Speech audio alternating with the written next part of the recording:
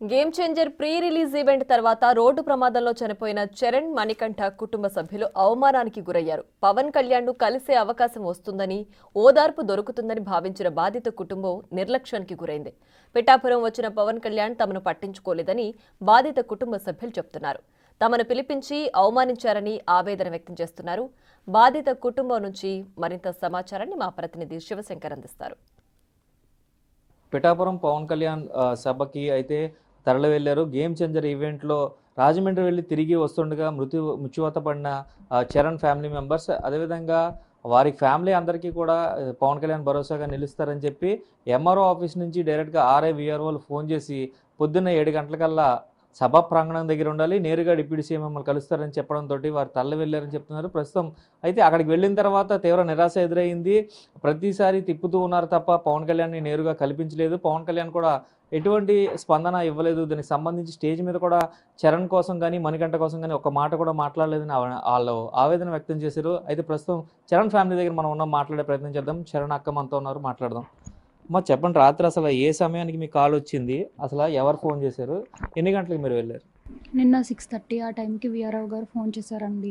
Phone చేసిన తర్వాత రేపు రండి మణికంఠ వాళ్ళ ఫ్యామిలీ మీరు కూడా రండి, మార్నింగ్ పవన్ కళ్యాణ్ గారు అక్కడ మాట్లాడతారని చెప్పారు. వెళ్ళాం, పొద్దున్నే 7ంటికి వెళ్ళాం. టిఫిన్ అవి ఇంకేం తినకుండా పొద్దున్నే వెళ్ళాం. అయితే మణికంఠ వాళ్ళ మమ్మీ కూడా అక్కడికి వచ్చేసారండి.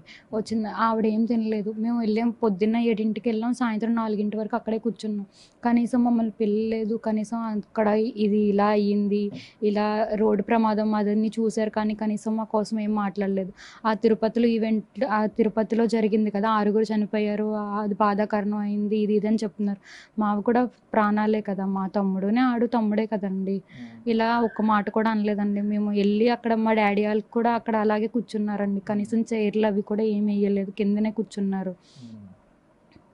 ఇంకా అలా సరే, కిందే కూర్చోబెట్టారు అంటున్నారు. అసలు ఈ వెళ్ళిపోయేటప్పుడు కూడా కళ్యాణ్ గారు కలవలేదా? అసలు డిప్యూటీ సీఎం కలవలేదా? కల్పించే ప్రయత్నం ఎవరో చేయలేదు. అధికారులు తీసుకెళ్లారు కదా మిమ్మల్ని వెంట పెట్టుకుని, వాళ్ళు ఎక్కడ ఉన్నారు? అంటే మిమ్మల్ని విడిచేసి వాళ్ళు వెళ్ళిపోయారా మళ్ళీ వెనక్కి? వాళ్ళు మా చెల్లిని మా ఫాదర్ ఉన్నారు, నన్ను అయితే విఐపి అక్కడ కూర్చోబెట్టారండి. వెళ్ళడానికి కూడా ఇద్దరినే రమ్మని చెప్పారు, ఎక్కువ మందిని అలౌ చేయట్లేదు. ఇలా కల్పించలేనప్పుడు ఎంతమంది వెళ్తే ఏముందండి.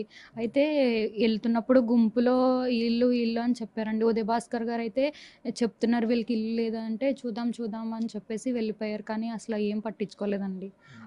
అలా క్రౌడ్లోనే అలా గుంపుల్లోనే అడిగేశారు, కానీ అసలు అయితే మాకేం పట్టించుకోలేదండి. కనీసం ఒక్క మాట కూడా ఇలా అయ్యో ఇట్లా అయ్యింది అన్నారు. కానీ ఆ రోడ్ చూసారండి, ఆ రోడ్ చూసినప్పుడు కూడా చెప్పాలి కదా, ఇలా అయ్యింది ఏంటి అని చెప్పి ఇక్కడికి వచ్చి చెప్పాలి. కానీ ఎందుకు రోడ్ చూస్తే ఏం ఉపయోగం అండి? మేము వెళ్ళాం కదా, మేము ఆ బాధలో ఎందుకు వెళ్తామండి? మేము ఏమన్నా డబ్బులు అడిగాము, ఏమన్నా అడిగాము, ఓదార్పు అడిగాము అంతే. కనీసం తీసుకొని ఇలా దగ్గరికి తీసుకొని అయ్యో ఇంకెప్పుడు ఇలా జరగకూడదు ఎవరికైనా, మీకు జరిగిందా ఇలా అని చెప్పి ఒక మాట అంటే మేము ఏమన్నా అడిగేతామా అండి? అది కూడా మాకు లేదండి. ఇంకా అలా అయిందంతే. ఇది చరణ్ అక్క చెప్తున్న పరిస్థితి. కనీసం ఓదార్పు కూడా పవన్ కళ్యాణ్ నుంచి లభించలేదు. ఏం చెప్పినా కూడా ఎంపీ ఉదయ్ చెప్తున్నప్పటికీ కూడా సరే చూద్దామంటూ కూడా ముందుకు వెళ్ళిపోయారని చెప్తున్నారు. చరణ్ తండ్రి కూడా ఉన్నారు, మాట్లాడదాం. సార్ చెప్పండి, అసలు మీకు ఎన్ని గంటలకు వెళ్ళారు? వెళ్ళిన తర్వాత అసలు ఏం జరిగింది? లోపల ఎక్కడ కూర్చోబెట్టారు మిమ్మల్ని? పొద్దున్న ఇక్కడ 7:30కి బయలుదేరామండి. పిఠాపురం బయలుదేరిన తర్వాత ఎంఆర్ ఆఫీస్ దగ్గర ఆగమన్నారు. అక్కడ లోపలికి వెళ్ళిన తర్వాత హీరో గారు ఎవరో వచ్చి పలానా దిక్కు వెళ్ళండి, అక్కడ మేము ఉంటాం, అక్కడికి వచ్చేసేయండి అని చెప్పన్నారు. అక్కడికి వెళ్ళిన తర్వాత లోపలికి తీసుకెళ్తారు, పోలీసులు గట్టా ఆపి ఎవరు పంపించారు, ఎవరు తీసుకొచ్చారంటే కూడా ఉండి ఇలా లోపలికి తీసుకెళ్ళారు ఇద్దరు.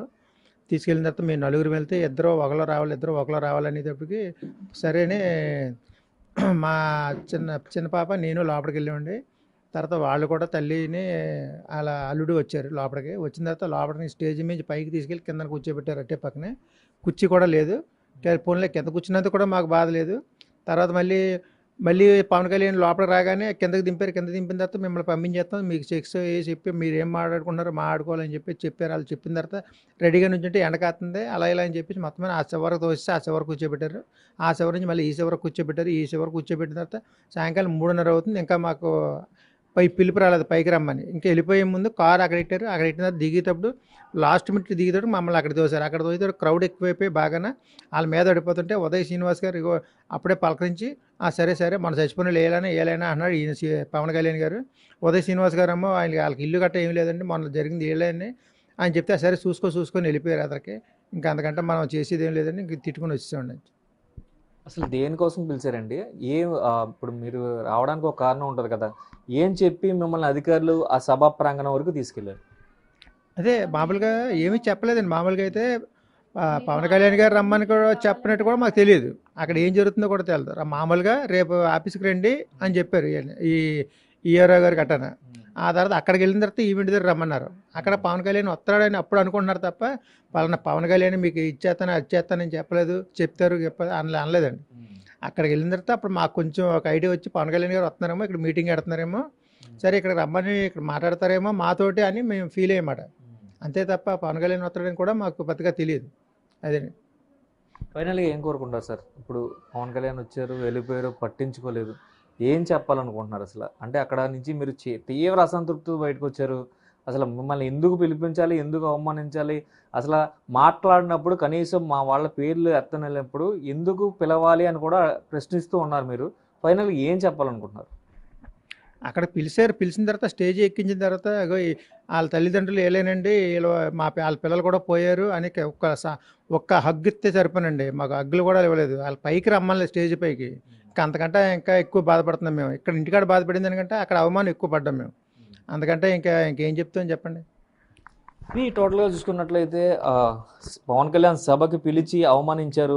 కింద కూర్చోబెట్టారు. అటు నుంచి ఇటు, ఇటు నుంచి అటు తిప్పారు తప్ప ఆఖరికి పవన్ కళ్యాణ్ వెళ్ళిపోయే ముందు ఆ క్యాన్వాయ్ ముందుకి తోసి వీరే చరణ్ అలాగే మణికంఠ తల్లిదండ్రులు మొన్న చనిపోయారు కదా అంటే ఆహా వీరేనా అని చెప్పి కూడా పవన్ కళ్యాణ్ లైట్ తీసుకొని ఓకే వారికి ఏం కావాలో చూసుకోండి అంటూ కూడా ఆయన క్యాన్వాయ్ ఎక్కి వెళ్ళిపోయారని కూడా వారు చెప్తున్న పరిస్థితి కనిపిస్తున్నాయి.